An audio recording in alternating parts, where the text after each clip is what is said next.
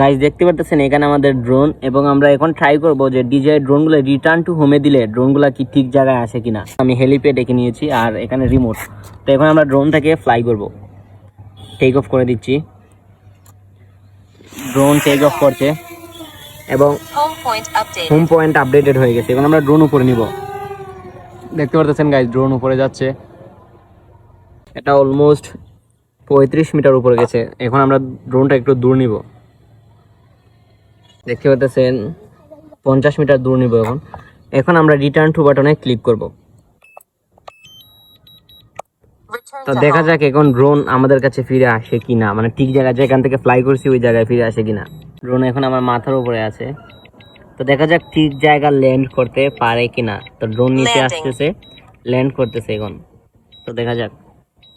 এই জায়গায় দেখতে পাচ্ছেন ড্রোন এখন আমার মাথার উপরে আছে এবং ড্রোন নিচে আসতেছে। ড্রোন নামবে এখানে মনে হচ্ছে, বাট আমাদের ওইখান থেকে আমরা ড্রোন ফ্লাই করছিলাম।